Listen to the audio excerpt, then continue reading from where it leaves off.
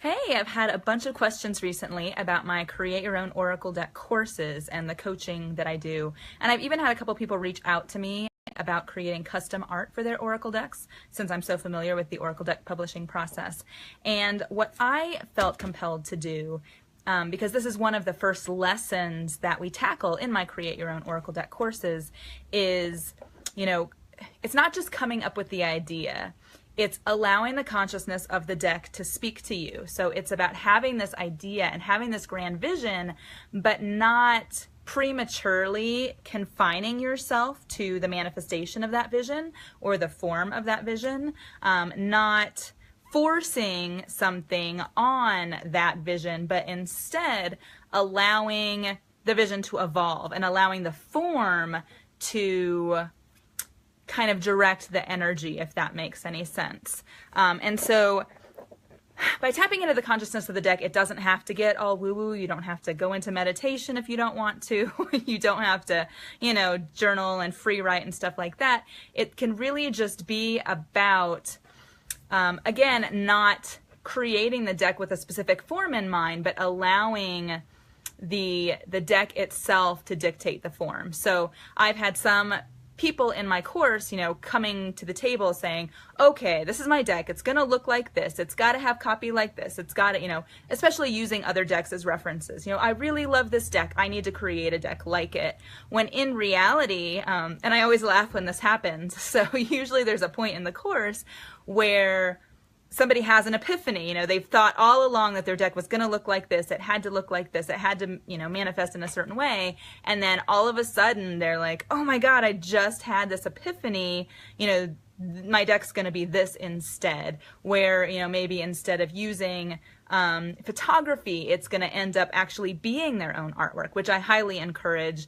And that's for the reason that whenever you're creating something, when you're creating something with your own energy, with your own hands, or even digitally, when you're putting your focus and your intention into this work, it's very different energetically and therefore magnetically to the people who are going to be able to use your deck and be able to benefit from your specific magic, which I call finding your own inner unicorn. I've got a course for that as well, by the way.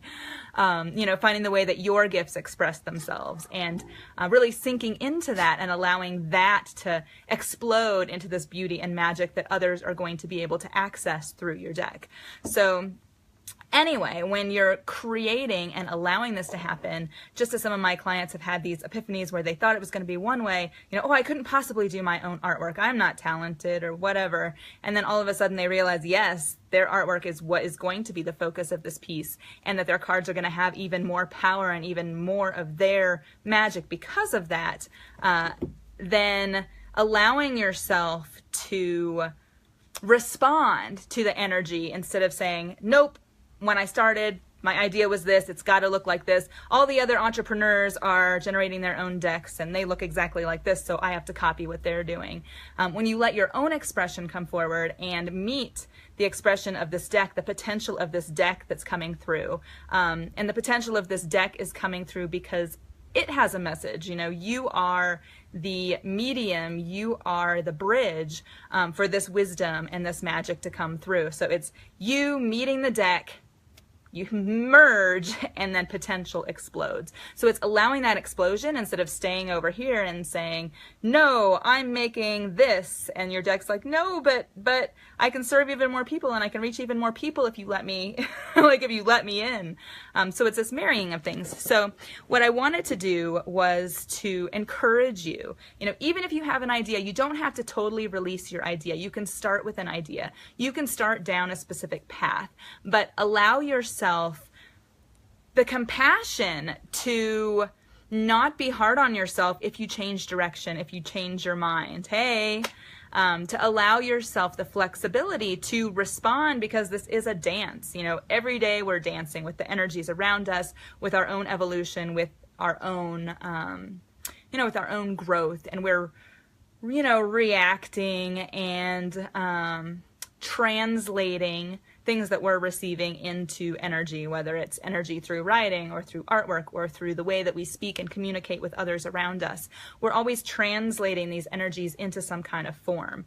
And so allowing yourself to stay open and not force anything to happen, because there might be something even bigger and better that wants to emerge that will amplify your intentions, that will amplify what you want to do. There might be a better path than the one that you think you see, or the one that you're fixated on, to get to your vision. And so it's really about releasing those expectations and releasing that rigid structure of have to be, have to look like this, have to follow someone else's example. It's about really relaxing and enjoying the process as you engage in it. It requires both engagement and enjoyment, because if you're not enjoying something, then that's a sign. That's a really big sign, because the path for best and highest good really is about following your joy and following your pleasure, because that elevates you vibrationally into a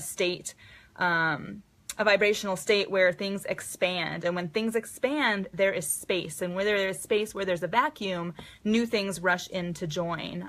New things, new possibilities come in, and you're presented with synchronicities. You're presented with more opportunities and options. And so allowing yourself to feel that joy, finding what brings you joy, even if it doesn't, especially when it doesn't look the way that you expect it to look, or the way someone else has told you that it should look. I encounter this all the time with my logo design clients, where, some of my logo design clients have been entrepreneurs who have hired some business coach who's given them a formula. This formula applies to everybody. It's not individualized at all. And this is what works, right?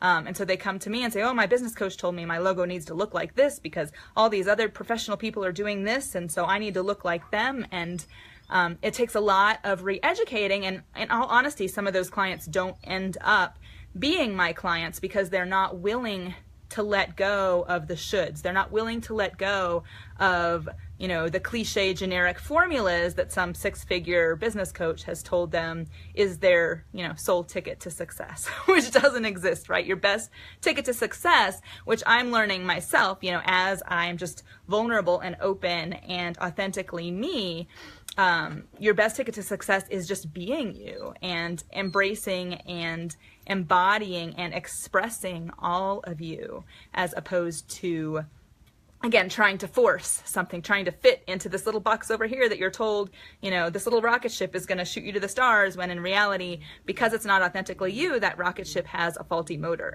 or has a faulty engine, right? And isn't actually going to take you anywhere. So let's install some Anahata codes. In case you didn't know, these are quantum frequencies.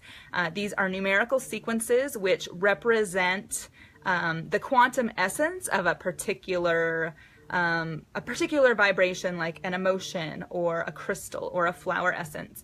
And by installing and activating these numerical sequences, we install them into the heart space. By installing and activating these sequences, we then activate our own access to all of the positive qualities of that particular thing. So if we're installing the quantum essence for a specific flower essence, then you automatically, by nature of installing it into the heart space, because we have these toroidal energy fields that originate in the heart space, and you have access to all things from that 0 point. So we are activating from that 0 point access to all of these qualities, and then you will notice, oftentimes over time, it's not always, an aha moment, or like you're struck by lightning and, everything spontaneously shifts. More often than not, it happens over time, because integrating these into every layer and level of your being can take time. But you do have access and can activate these frequencies. The Anahata codes. So we are going to install these codes. If you don't want to participate in this part, you don't have to at all. If you don't have time right now, feel free to come back to the video later. I'm probably also going to post it up on YouTube and in my Oracle card design Facebook group, in my coaching group that goes along with the course. So all you need to do is just relax and have the intention to accept and activate the codes. So there are 4 codes that came through. I asked which Anahata codes would be most beneficial for those who end up watching this video at any point in time. Yes, Anahata Codes. Yep.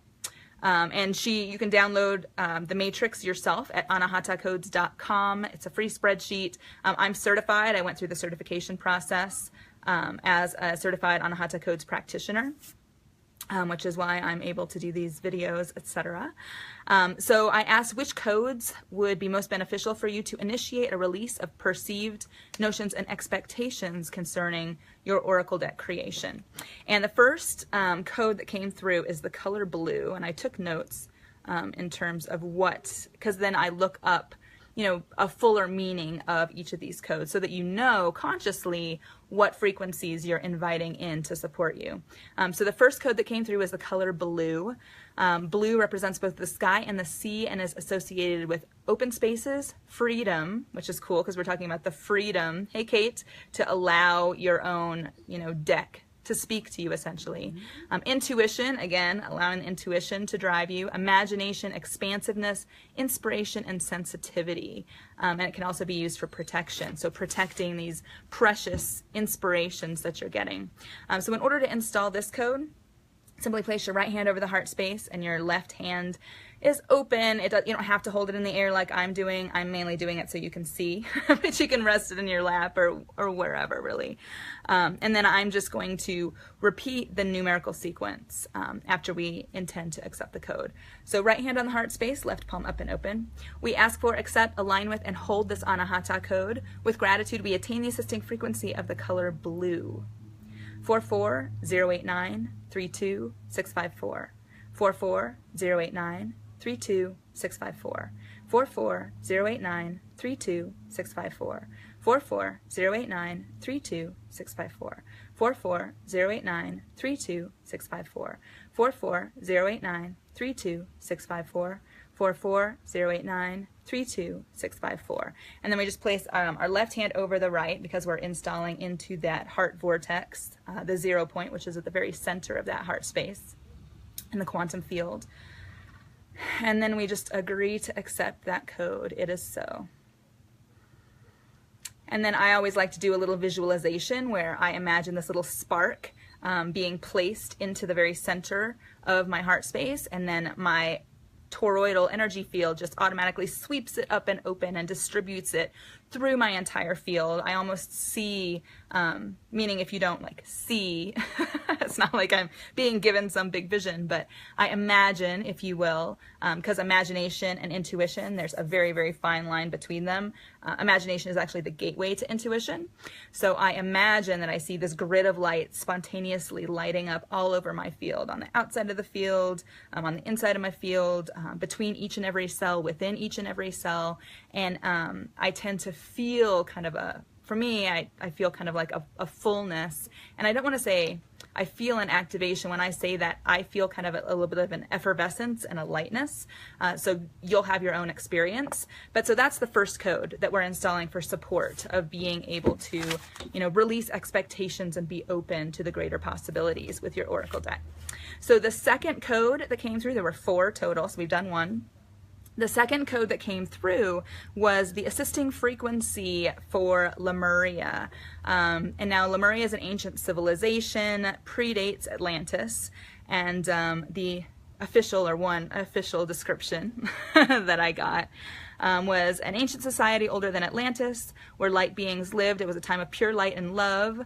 The people played with energy, collective focus shifted. They were interested in exploring their physical form through a denser body, but there's a lot of just light and love and focusing on community, etc. as well. So to install that code, right hand on the heart space, left hand up and open.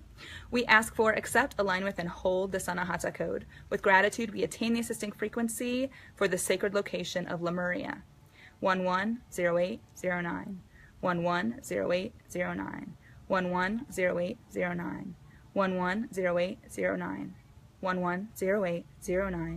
110809, 110809, and placing the left hand over the right, inhaling deeply with a sense of gratitude for having access to this beautiful frequency.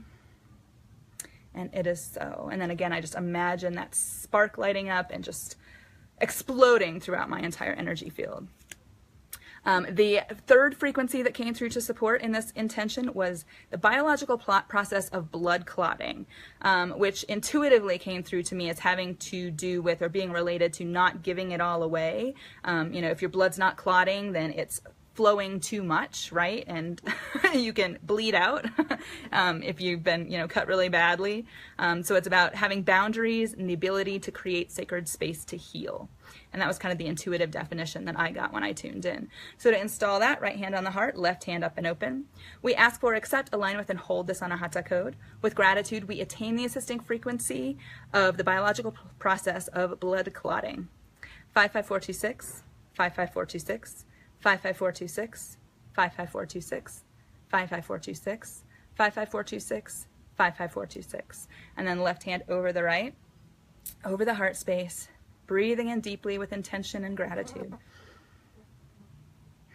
And it is so. So the fourth and final frequency we get to install to support this intention is the assisting frequency for the new moon, the black moon. And in astrology, the dark moon represents the darker side of our nature. This came up a lot for a lot of us with the eclipse that just happened, especially those in the path of totality. Here in Colorado, we were at about 93%, I think. Didn't have total eclipse, but close. So this is about the hidden depths that we know exist, yet prefer not to acknowledge, which again, if our intention is to release expectations around the form of our oracle deck, you know, the hidden depths that we know exist but prefer not to acknowledge, it's about allowing ourselves to acknowledge everything and to, you know, synthesize and see the deeper truths will allow the magnitude of the impact your deck has to just explode. So to install this frequency, right hand on the heart, left hand up and open. We ask for, accept, align with, and hold this Anahata code. With gratitude, we attain the assisting frequency of the new moon, black moon. 422876-99820. 422876-99820. 422876-99820. 422876-99820. 422876-99820. 422876-99820.